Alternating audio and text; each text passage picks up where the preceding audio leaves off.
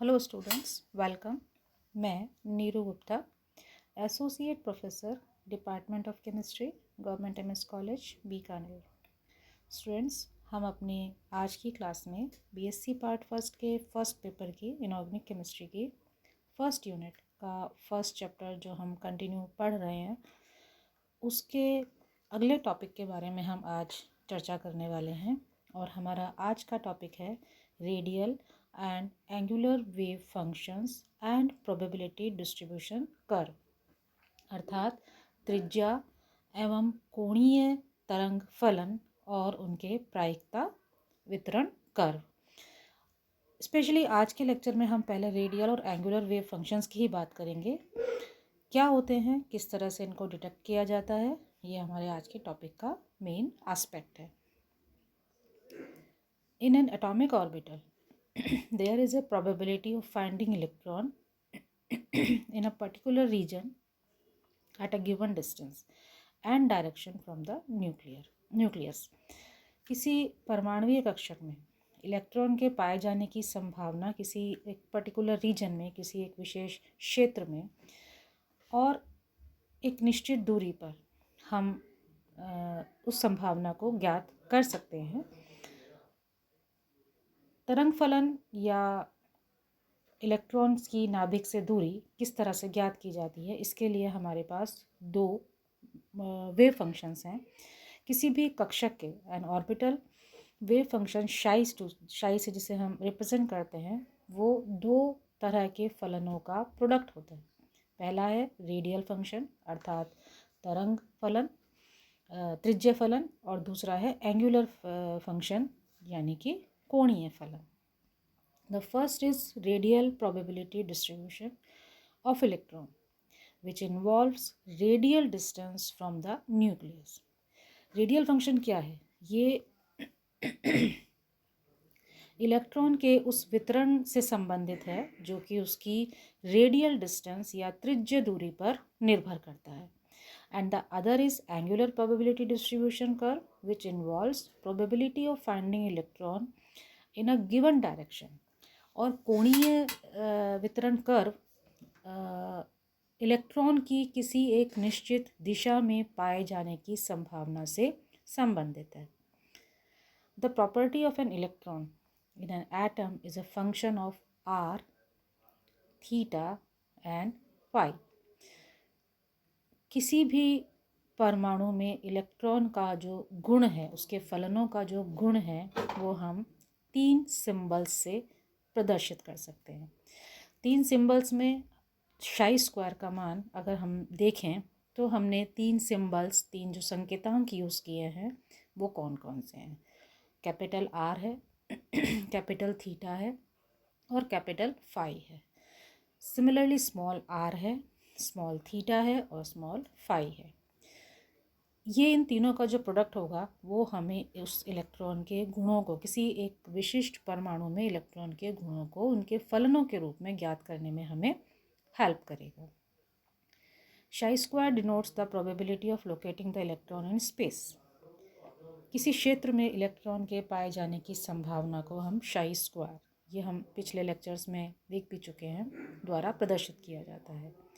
Capital R indicates radial distribution. R त्रिज्या का symbol है, इसलिए ये त्रिज्य फलन को या त्रिज्य वितरण को प्रदर्शित करेगा।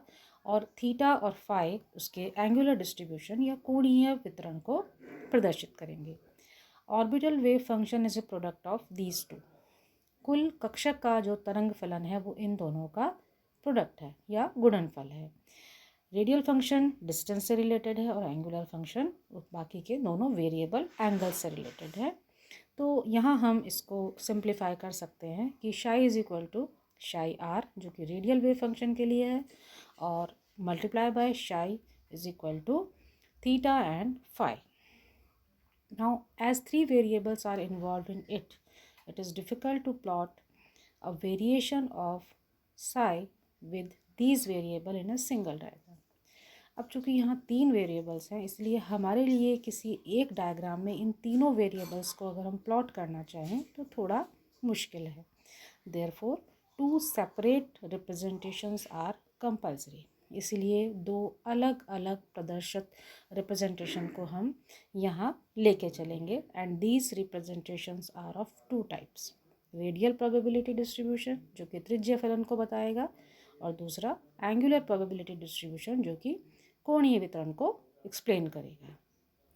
अब पहले हम बात करते हैं plot of radial wave function with distance.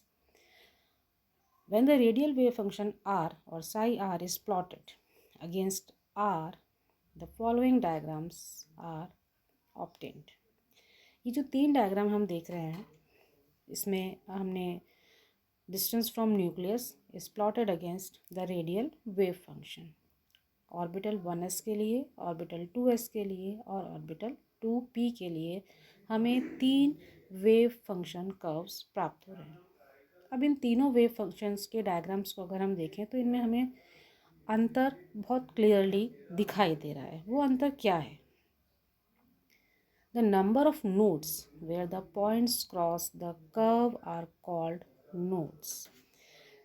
Curve जिस बिंदु पर काट रहा है वो उसका नोड कहलाता है। And the number of node is given by the formula n minus l minus 1. Thus, the number of nodes for different wave functions can be calculated as. Number of nodes diagram से हमें अभी दोबारा इसे हम clear करेंगे। पहले आप इस टेबल को देखें। वेव फंक्शन अलग अलग ऑर्बिटल्स के लिए अगर हमें कैलकुलेट करना है नोड्स के साथ तो 1s ऑर्बिटल में n का मान कितना होता है? 1। s के लिए l का मान होता है 0। तो number of node n minus l minus 1 हम जब निकालेंगे तो हमें 0 प्राप्त होगा। 2s के लिए ये मान हमें 1 मिलेगा, 2 माइनस 0 माइनस 1। 2p के लिए n का मान 2 है और l का मान 1 है, तो वहाँ भी हमें नंबर ऑफ नोड्स 0 मिलती हैं। 3s के लिए अगेन 3 माइनस l माइनस 1 करना है, तो 3 माइनस 0 माइनस 1 करेंगे तो 2 प्राप्त होगा। 3p के लिए ये 1 प्राप्त होगा और 3d के लिए ये अगेन हमें 0 प्राप्त होगा। 1s 2s और 2p ये जो डायग्राम्स हमने ऊपर देखे हैं इसमें आप देखिए 1s के लिए जब हमने नंबर ऑफ नोड्स कैलकुलेट की तो वो 0 है, यानी कि यहाँ ये कर्व किसी भी पॉइंट पर नहीं काटता। 2s के लिए नंबर ऑफ नोड्स हमें 1 मिल रहा है, यानी कि ये कर्व एक बिंदु पर इस कर्व को कटता है, वो उसकी नोड है। और अगेन जब हम 2p की बात करें तो वहाँ भी हमें नंबर ऑफ नोड्स 0 मिलते हैं। तो इस तरह से हम नंबर ऑफ नोड से ये बता सकते हैं कि उस ऑर्बिटल का ओरिएंटेशन किस प्रकार का होगा। Now on the basis of nodes the plot versus 3s 3p will be shown as. अब आप देखिए 3s में ये वैल्यू है 2, 3p में है 1 और 3d में है 0। ये आपको इस डायग्राम से क्लियर हो जाएगी। 3s में है 2, 3p में है 1 एंड 3d में ये 0 है। तो ये डिस्ट्रीब्यूशन हमें न्यूक्लियस से डिस्टेंस r और वेव फंक्शन त्रिज्य फलन या रेडियल फंक्शन के बीच में ग्राफ से क्लियर हो जाते हैं। अब अगर हम एंगुलर वेव फंक्शंस की बात करें तो it is independent on radius.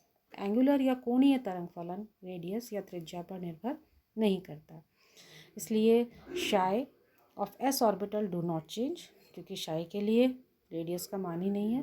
Do not change with angles, वो किसी भी कोण के साथ परिवर्तित नहीं होता because these are non directional.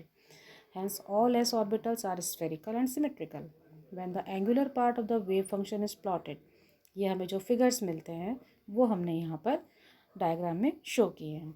s orbital में कोई एंगल चेंज नहीं होता, लेकिन अगर हम p ऑर्बिटल्स की बात करें तो एंगुलर वेव फंक्शन हमें अलग अलग प्राप्त होते हैं। In figure, angular dependence of different orbitals have been shown. The positive and negative sign shows positive and negative wave in that particular region. यहाँ हम चूँकि डम्बल शेप है तो यहाँ इसका एक ऑर्बिटल का एक भाग पॉजिटिव एंड शो करता है और दूसरा भाग नेगेटिव एंड या ऋणात्मक सिरे को प्रदर्शित करता है। यानी कि ये तरंग फलन नाभिक से धनीय दूरी पर धनात्मक और ऋणीय दूरी पर ऋणात्मक होते हैं, और ये जो चिन्ह है वो फलन की सममिति को प्रकट करने के लिए प्रयुक्त किए जाते हैं। इनका कोई धनात्मक या ऋणात्मक मान नहीं होता।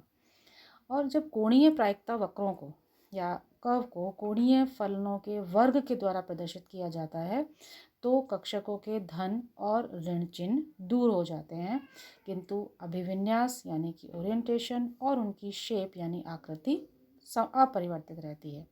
तो इस तरह से हम रेडियल और एंगुलर दोनों तरह के वेव फंक्शंस को एक्सप्लेन कर सकते हैं। आई होप कि आपको ये टॉपिक नया होने के बावजूद थोड़ा सा इंटरेस्टिंग भी लगा होगा। आप इसे एक बार रिपीटेडली दोबारा जब इसे आप पढ़ेंगे तो आपको जो हमने इस पूरे लेक्चर में कुछ चीज़ों को टच करने की कोशिश की है इन अ सिंपलर वे, वो आपको आसानी से समझ में आएंगी। और चूँकि हमारा जो नेक्स्ट टॉपिक है वो इससे रिलेट करता है, तो आपको इसे बहुत ध्यान से समझकर अपनी भाषा में एक बार लिखकर और ड्रॉ करके देखना होगा। अगले लेक्चर में हम इसे और कंटिन्यू करेंगे। And till then it's thank you.